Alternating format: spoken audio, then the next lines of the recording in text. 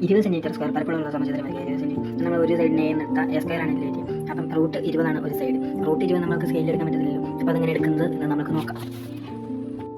വരയ്ക്കുന്നതൊക്കെ എല്ലാവർക്കും അത്യാവശ്യം അറിയാവുന്നതാണ്. ഞാൻ കുറച്ച് സ്പീഡിലാണ് വീഡിയോ കാണിക്കുന്നത്.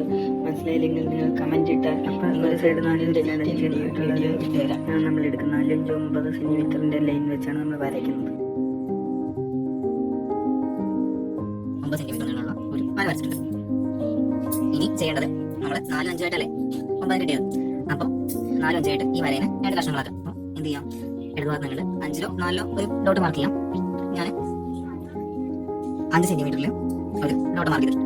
ഇതിൽ ഇതുപോലെ അനാവശ്യമായിട്ടുള്ള ബിന്ദുക്കൾ വരാണ്ടിരിക്കാൻ നോക്കുക. നമ്മൾ ചിത്രം വരയ്ക്കുന്നതിലേക്ക് കൺഫ്യൂസ് ആയി. അപ്പോൾ ഇതാണ് നമ്മുടെ 5 സെൻറ്റിമീറ്ററിൻ്റെ ബിന്ദു. അപ്പോൾ ഇവിടെ 4, ഇവിടെ 5.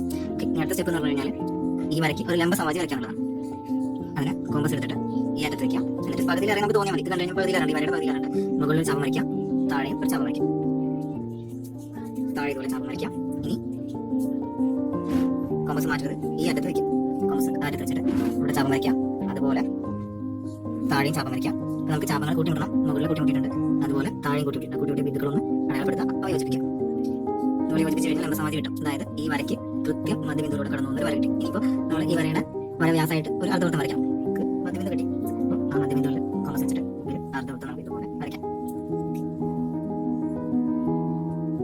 കറക്റ്റ് ആയിട്ട് വരച്ചു കഴിഞ്ഞാൽ നമുക്ക് 2 അറ്റം നട്ടും.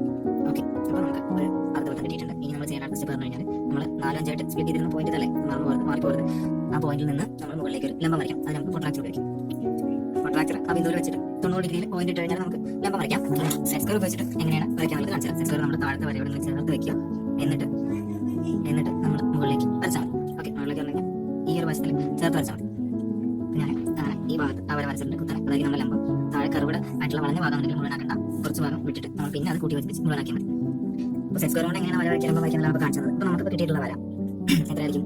റൂട്ട് 20 സെൻറ്റിമീറ്റർ നീളമുള്ള വരയായിരിക്കും. ഇനി ഇതിനൊരു സമചതുരാക്കി മാറ്റണം. സമചതുരത്തിന് 4 വശങ്ങളില്ലേ, അപ്പോൾ 4 വശങ്ങളും റൂട്ട് 20 രീതിയിൽ വരയ്ക്കണം. അതിനെന്താ ചെയ്യേണ്ടത് നോക്കാം. ആദ്യത്തെ സ്റ്റെപ്പ് എന്ന് പറഞ്ഞു കഴിഞ്ഞാൽ ഈ താഴത്തെ ഈ വരണ്ടല്ലോ, അത് കുറച്ച് കണ്ട് വലത്തോട്ട് നീട്ടും. ഞാൻ താഴത്തെ വരെ നീട്ടി വരച്ചിട്ടുണ്ട്. നീട്ടി വരയ്ക്കാൻ ശ്രദ്ധിക്കുക. നീട്ടി വരയ്ക്കും ചെയ്യും, ബാക്കിലേക്ക് വരച്ച് നോക്കാം. അപ്പോൾ നമുക്ക് കൃത്യം നീട്ടി വരച്ചാണ് മനസ്സിലാവും. ഓക്കെ, ഇനി കോമ്പസ് ആണ് വേണ്ടത്. കോമ്പസ് എടുത്തിട്ട് ഈ ബിന്ദുവിലേക്ക് നമുക്ക് കിട്ടിയ റൂട്ട് 20 കോമ്പസിൽ അളന്നെടുക്കാം.